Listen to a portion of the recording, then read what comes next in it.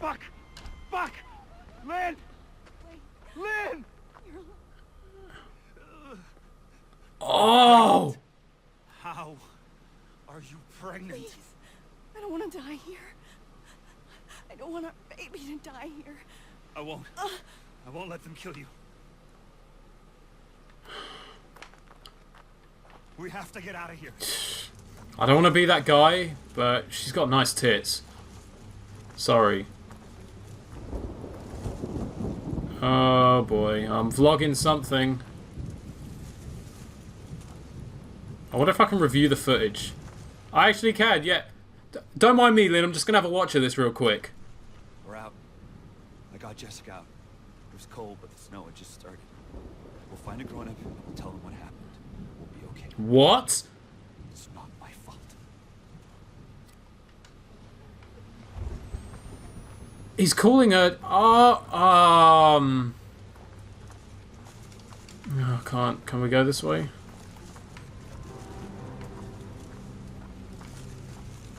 This is starting to come together. I'm still a little in the...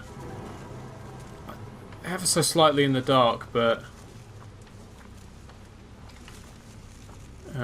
which way am I supposed to be going?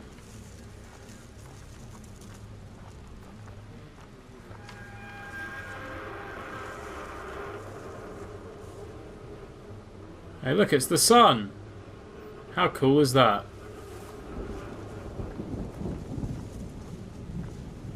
Is this the way I'm supposed to be going? God, Lynn is a mess. She was busted up big time. I think I'm going the wrong way. Here we go.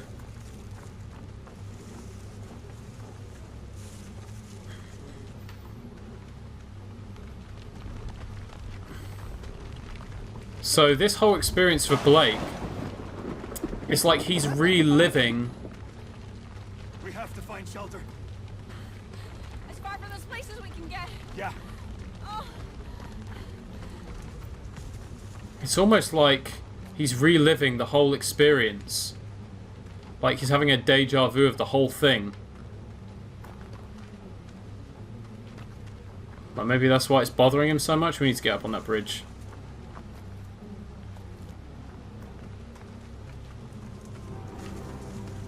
What on earth? Big white light.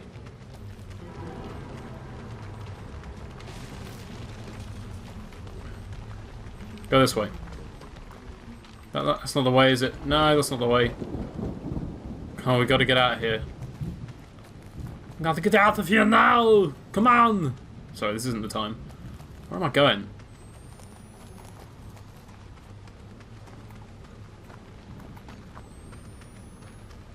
Well, this way. Down here! We have to get inside before the baby comes. It's too dangerous. You can't. We can't stay out here. Help me down, please, Blake. She's Okay. full of... Okay. Jesus. Be careful. Oh. Fuck. Lynn. You okay? I'm coming down. It hurts. I'm sorry. Jesus. Did she have that belly when we got here? I'm so confused. I need to lie down. Back here. Come on, Lynn. Oh no. Okay. Why do I get a horrible feeling she's gonna die? It's gonna be okay. Oh, she's having this baby. Oh shit. Come on. You are kidding me! Marta? Oh, hell no. Hell no. Hell no with this bitch. Get a move on. Nah, come on. Yes, something's wrong. We're being chased by a crazy old bitch with a pickaxe. That's what's wrong. I know it hurts, Lynn. I know it hurts, but it ain't gonna hurt as much as that pickaxe will when she hits you square in the nuts with it. Yes, you're nuts. Oh no. Blake! God, give me voice. God, guide my hand. God, give me Oh. God guide my hand. God give me voice. God guide my hand. God give me voice. God guide my hand.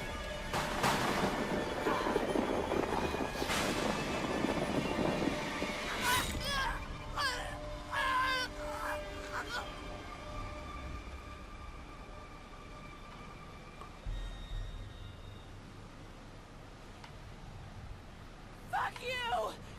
Yes! Yes! Fuck you, Marta. Oh. Oh. That is such a sight to behold. Oh, you have no idea how happy that makes me. Oh, she's finally dead. That's it. Oh. Can we take the pickaxe? That's a hell of a weapon. Don't tell me she's gonna... No, I think she's long gone. Oh. Marta's gone. She's history. What about the rest of them, though? Let's follow it. It's getting worse. That's alright. Hurry. We'll find shelter. It's like the whole world burned. Oh, this way? It's alright, we'll find a way around. There's always a way around.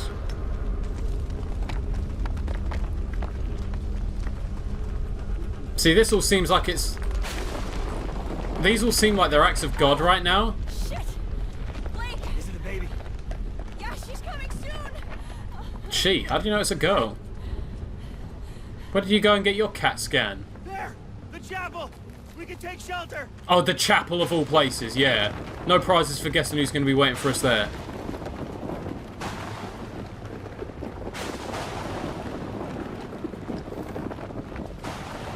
So is this all supposed to be God doing this, or... I'm not 100% sure. I'm not 100% sure that it is. I think there might be someone pulling the strings. Storm's getting worse! It seems too coincidental. I don't know. I might be wrong. We'll get up to the chapel. Take residence up there. I hope my camera doesn't die on me. Come on, Lynn!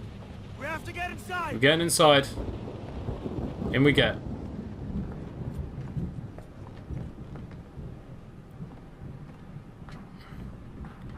Oh boy, this is the room. Oh.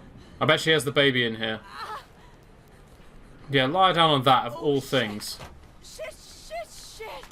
Oh, You need to lie down. I can't do this! You can! You can do this! Oh, God! Something's wrong. Just keep breathing. Feels like something's wrong. Ah! It hurts too much. I know, baby, I know. Yes, it's called giving You can do birth. this, okay? Just keep breathing. Oh look, it's the guy from earlier. Oh, fuck. Am I gonna have to birth this thing? Ah! Oh, God. Oh, God. Keep breathing. It's Just killing push. me. It's... Oh!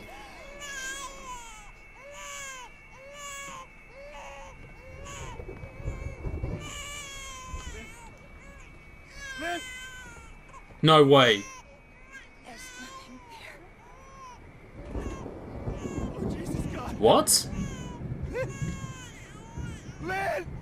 Lynn! Oh, she's just died. She's dead. Lynn! Oh. And I'm left with this small child.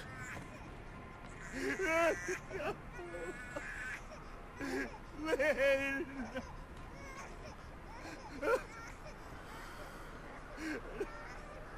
Ah, no. Yeah, man, she's gone. She's wasted. She's gone, man. But this... So is this baby actually real? As far as my eyes can tell, I'm holding a small baby. But am I? She said there's nothing there.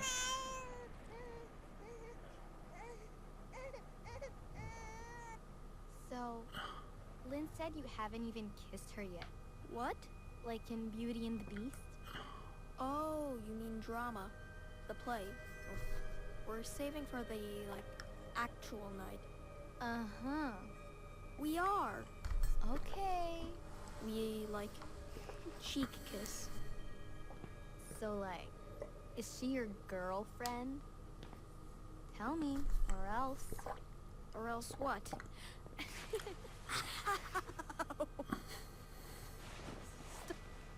up. I got you again.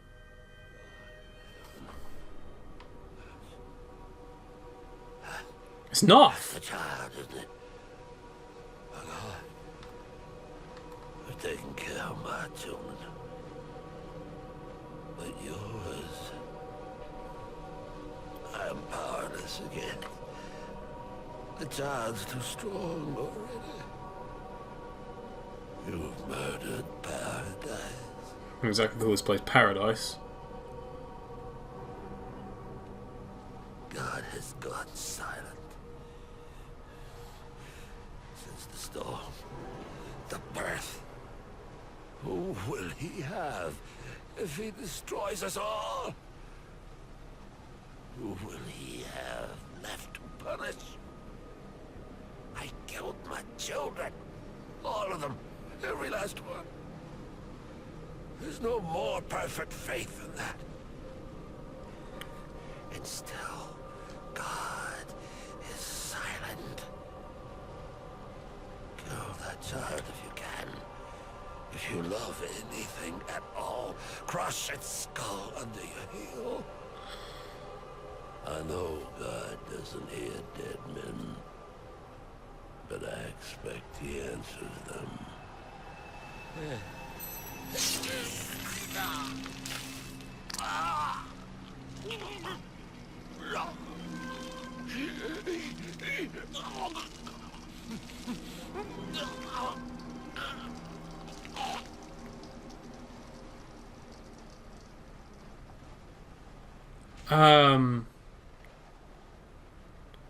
So Noth just killed himself.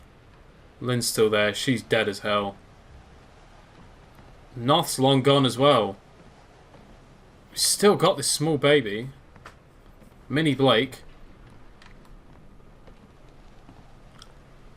It's daytime now.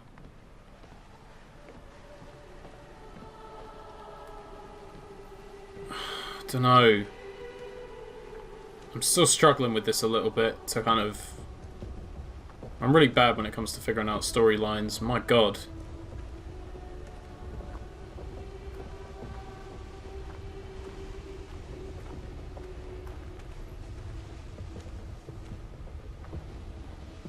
Is this our child? Because, I mean, we didn't even know she was pregnant. This is really confusing. I want to try and figure this out at some point.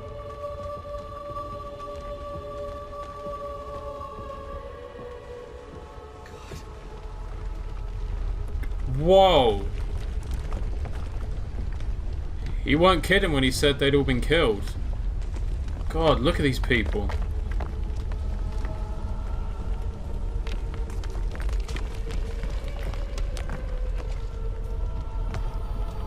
Oh.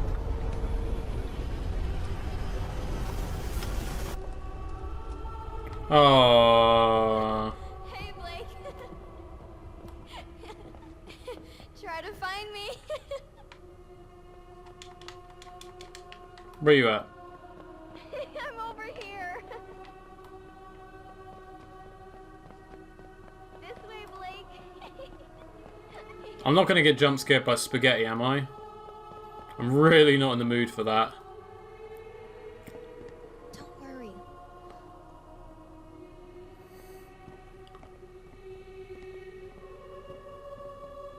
I'll never let you go. You never let me go. Now the light has gone away. Savior, listen while I pray, begging thee to watch and keep, and send me quietly to sleep. Watchful Savior, wash away all I've been wrong today. Help me every day to be gentle, gentle, more like thee.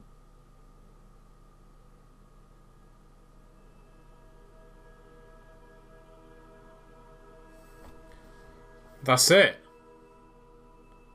That's game.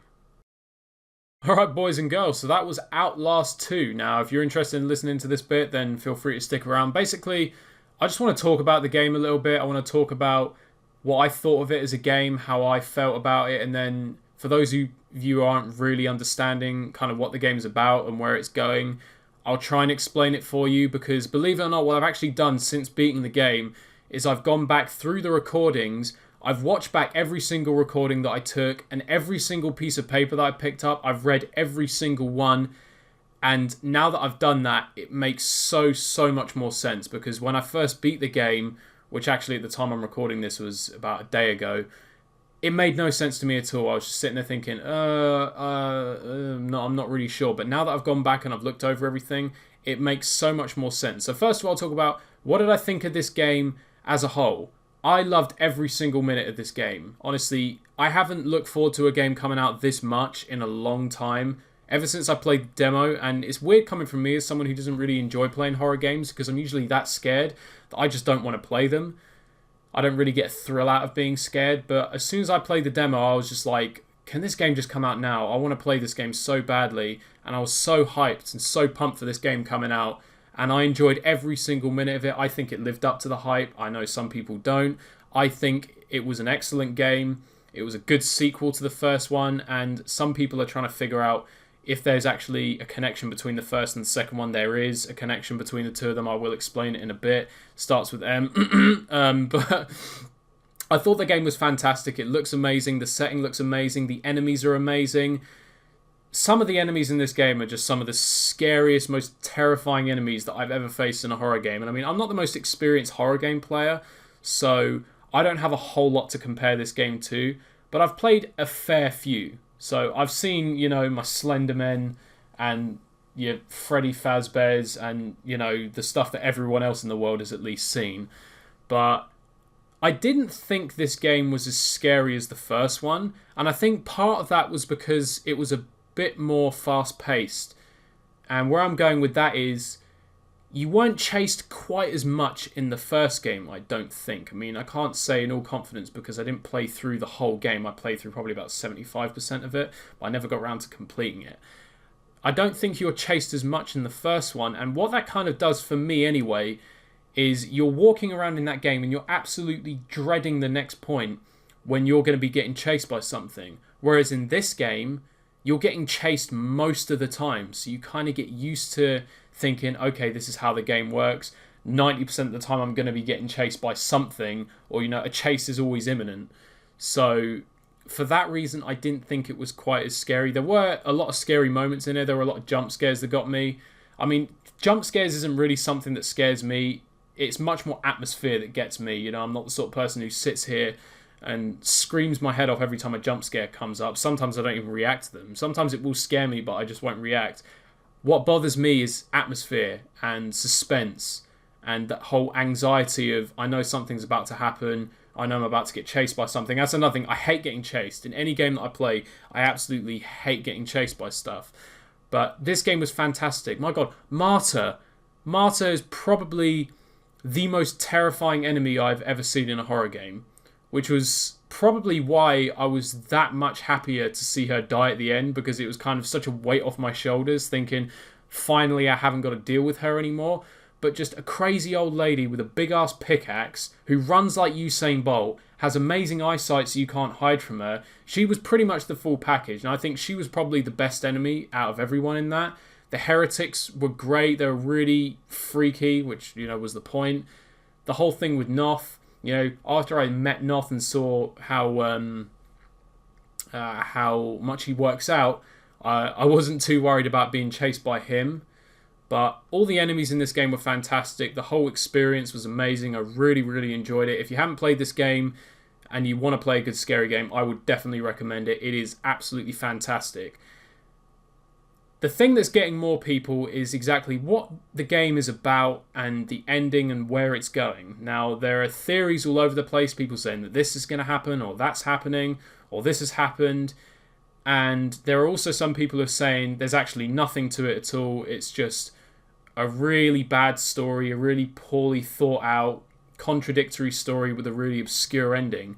And I'll disagree with that one, and I'll give you kind of my take on it. Now, there are some things that are only theory, and then there are some things in this that are kind of made not obvious, because you have to really pay attention. And I think that's probably why I didn't get it when I was playing through the game, because this happens so much when I play horror games. I'm so worried about the whole being chased and trying not to die that I don't really pay enough attention to the story, and I think that's why I didn't get it. But having gone back through and read all the papers and looked through all the footage, this is kind of what I got. I can give you a one-word answer, and then I can give you an extended answer. Your one-word answer, I said it begins with M. Your one-word answer is Murkoff.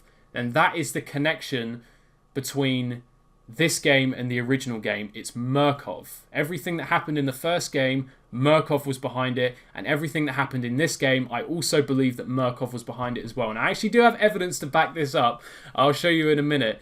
But the whole thing as you're going through this, and the real telling point in this game is the point where you get to the lake and you get a flash of light at the lake, but when it happens on that occasion, you can actually look beyond it and you can see exactly where the light is coming from. You can see a big radio tower, like a big facility, which apparently is a radio tower, and that is where the light is coming from. And you'll read various pieces of paper that you find around that area that will tell you that there are microwaves coming from that radio tower, and the visions that people are having of their past, that's another thing I'll get to, are getting stronger and stronger as they're getting closer and closer to that tower. Now, the mine was the closest thing, I believe, on the site, the closest thing to that radio tower. I think it was supposed to be 5 miles away, I think, if I read that correctly.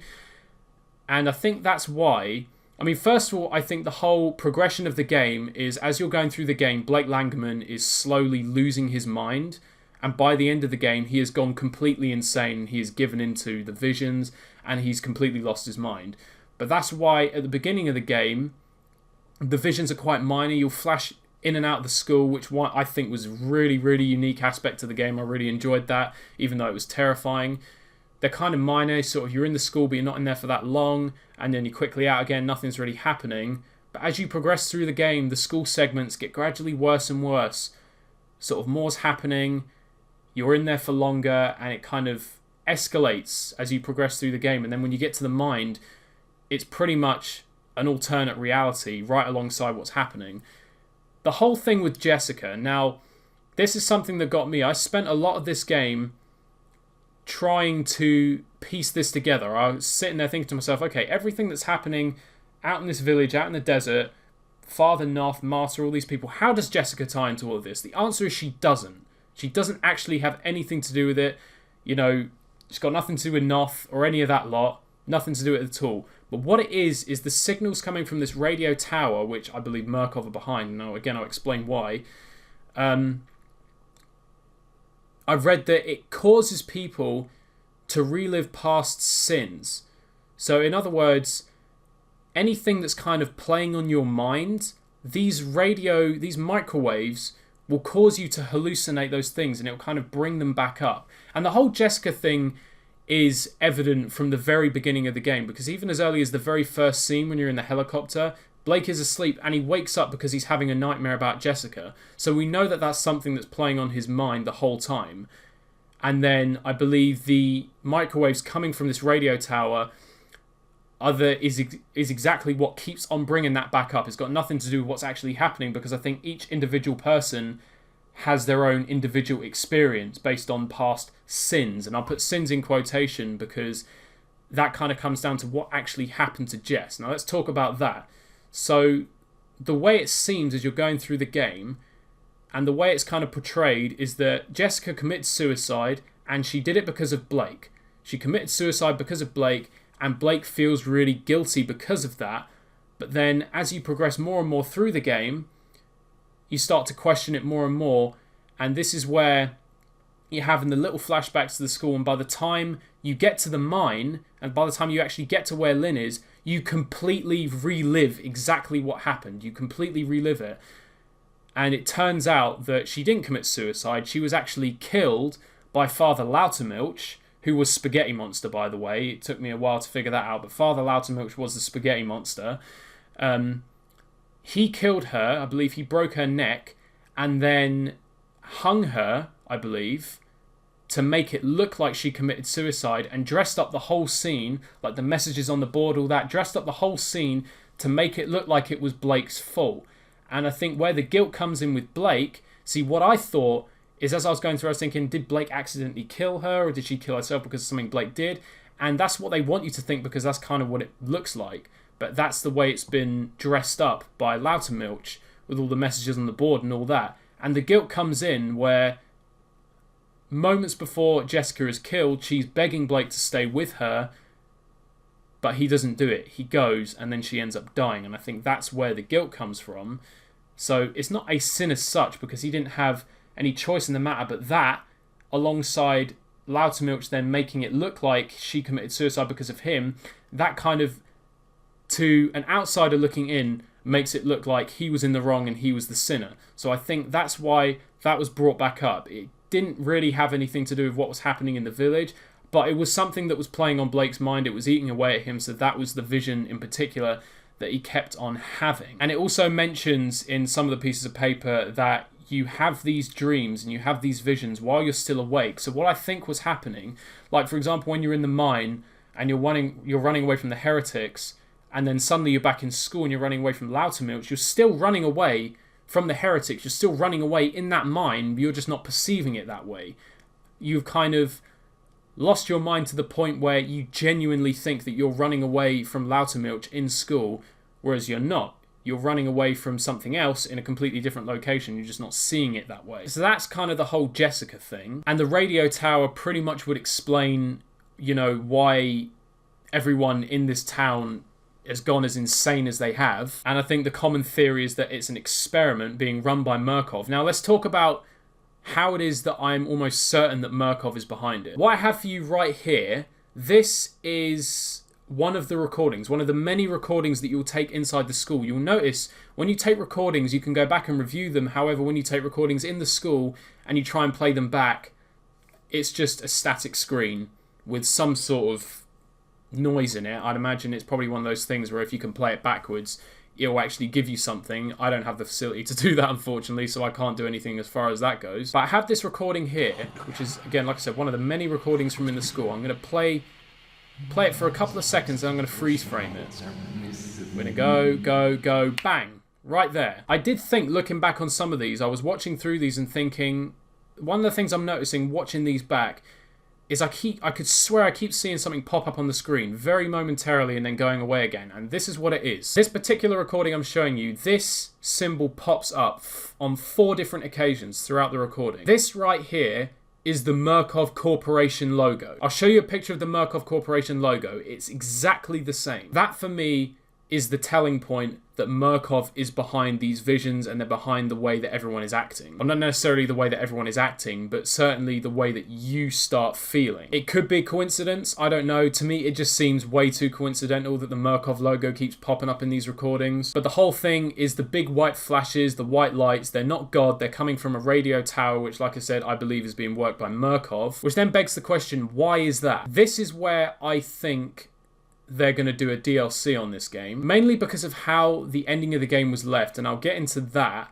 I don't know exactly what the deal is with the ending. That's been left very up in the air. But the way this game has been left, it's left a lot of questions unanswered, and I think they've done that on purpose, and I think the reason they did that was to leave the door open for a DLC later on, like with Whistleblower with the first Outlast, which actually then answered a few more questions and shed a bit more light on exactly what was going on and gave you more of an insight into Murkoff and how it works. So I wouldn't be surprised if we get another DLC along the same sort of lines. It'd be another one looking into Murkoff and exactly what is happening in that radio tower. But it still begs the question, why is it happening? Why are Murkoff doing it? And this is where I'm going to talk about one particular theory that I saw. It is just a theory, so it's not, you know, true by definition. But it grabbed my attention, and I looked at it and I thought, you know what, I wouldn't necessarily disagree with that. I think Murkoff are trying to play God. They are literally trying to play God. Because the concept of God can be classified into 3 divine aspects. You have the Father, the Son, and the Holy Ghost. What if Murkoff is actually trying to embody those 3 divine aspects? The Wall Rider from the first game, the Holy Ghost, the baby at the end of this game, the son, and then that could possibly leave the door open for a third game where they focus on the father aspect of it. I don't know, it's just a theory that I saw. I thought it was kind of interesting. I thought it was a very good game, very intriguing. The story was great. Obviously, like I said, a lot of questions have been left unanswered, so hopefully there will be a DLC that will explain this in more detail. And I imagine if they do make one, then the focal point of it will probably be that radio tower. But this has been Outlast 2. I've really enjoyed this game. I hope you guys have enjoyed the series. Huge thank you to those of you who've been supporting the series as it's been going on. Hopefully you'll find another game to Let's Play soon. Been a lot of fun. Really enjoyed it. And let me know what you thought of the game in the comments. But anyway, that's going to be it from me, guys. Thanks as always for watching. Have a good one. And I'll catch you next time.